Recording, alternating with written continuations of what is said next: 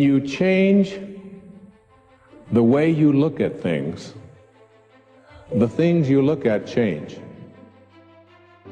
Albert Einstein once observed that the most fundamental and major decision that you have to make in your life is this: do I live in a friendly or a hostile universe? Which is it? Is it a universe that is filled with hostility and anger and people wanting to hate each other and people wanting to kill each other?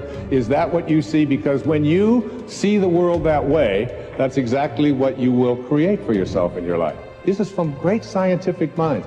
And the interesting thing is that this is not just a clever play on words, that when you change the way you look at things, the things you look at change. I'd like you to imagine the following scene. You're in your house. You've got your car keys in your hand. The lights go out. Power failure. You can't see a thing. You stumble around in your living room and you drop your keys. And you look around for a moment and you realize that you're never going to find them in the dark. But you look outside and you notice that the street lights are on.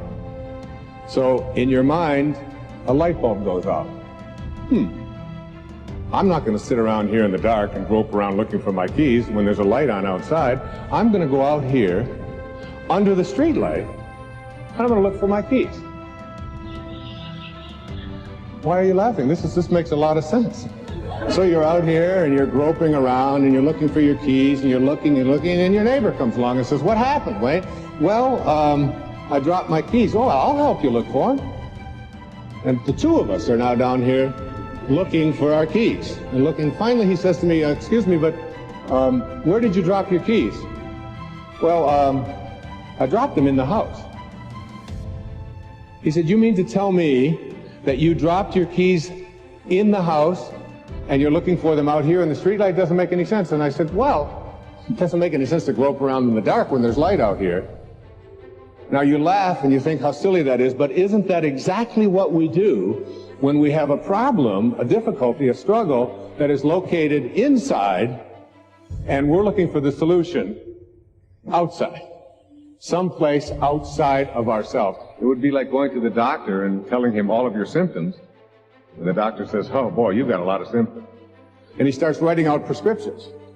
You need a prescription for this symptom, you need a prescription for that symptom, and finally he gets this 4 or 5, and you go to walk out, and you say, "Well, I'd like my prescriptions." He said, No, I'll give this one to your mother-in-law, and I'll give this one to your neighbor, and I'll give this one to your daughter, and I'll give this one to your father."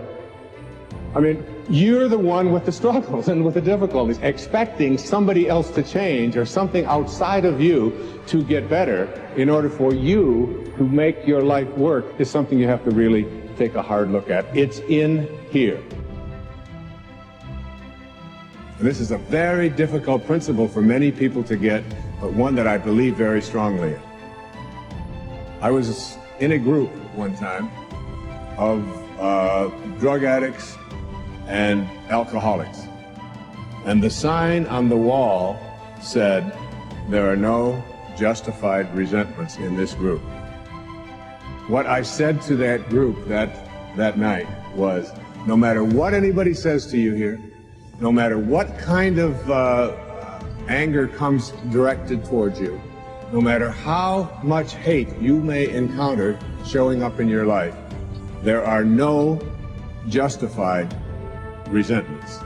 Meaning that if you carry around resentment inside of you about anything or about anyone, and I'm talking about the person that you lent money to and hasn't paid you back, I'm talking about the person in your life that you feel was abusive in your life, I'm talking about the person who walked out on you and left you for somebody else, I'm talking about all of the things that you have justified in your heart and in your life that you have the right to be resentful about.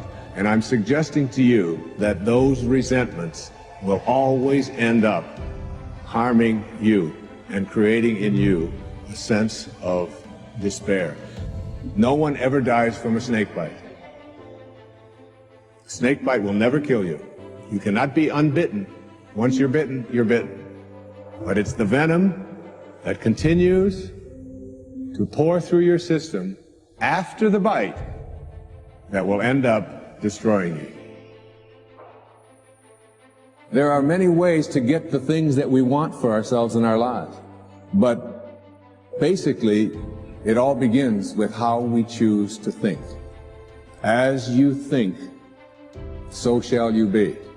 7 little words that I think are perhaps the most important things that we can learn and master in our lives. This old proverb notion that I become what I think about all day long. And once you know that what you think about is what expands, you start getting real careful about what you think about. You don't allow your thoughts to be on anything that you don't want, or that you wouldn't want to have manifest or show up for you in your life. Have a mind that is open to everything and attached to nothing. One of the central principles of my life is that no one knows enough to be a pessimist about anything.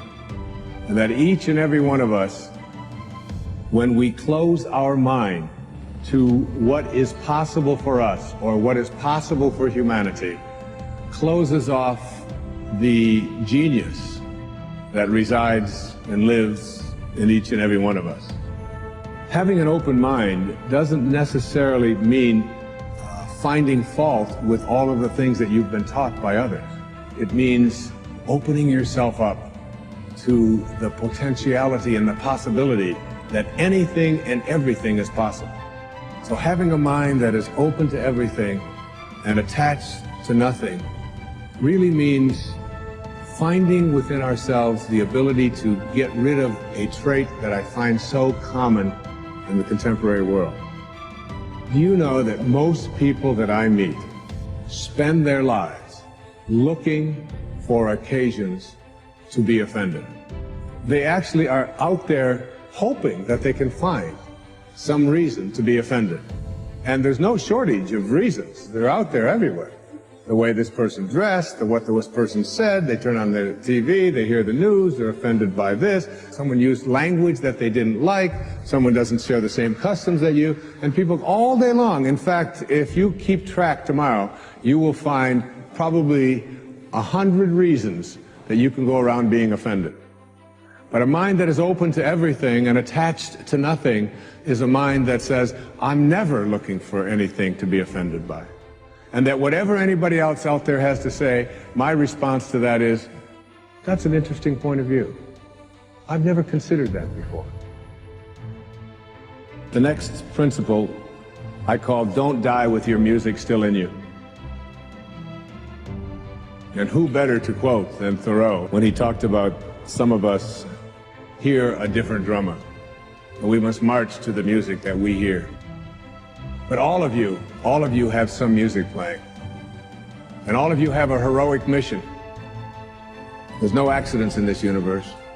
We all show up here with a purpose.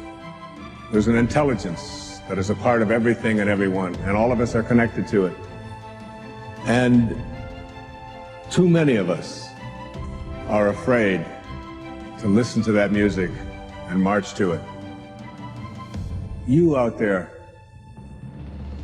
I know you have a book you wanted to write. I know there's a composition you wanted to compose. I know there's a song you want to sing someplace. Maybe you want to raise horses out in Montana. Or maybe you want to open up an ice cream shop on Cape Cod. Who knows what it may be. Maybe you just want to travel and see the world. Maybe you want to go into a relationship with someone but you've been afraid to, but your heart says it's the right thing to do. All of us feel something. And in Leo Tolstoy's famous novel, The Death of Ivan Ilyich, he asks this question that would be terrifying to me. He says, as he has his accountant from Moscow lying on his deathbed, contemplating the horror of this question, what if my whole life has been wrong? I've known what my music is. It's playing right now. As I stand here in front of you with these cameras and in this place, and as I sit down and write my books and tell the world what I know are my truths, I feel always completely on purpose and fulfilled. And no time will I ever come to the end of my life and say, what if my whole life is over? Whoever you are, whatever that music is, however distant it may sound, however strange, however weird others may interpret it to be, don't get to the end of your life and know that you're going to leave and not have it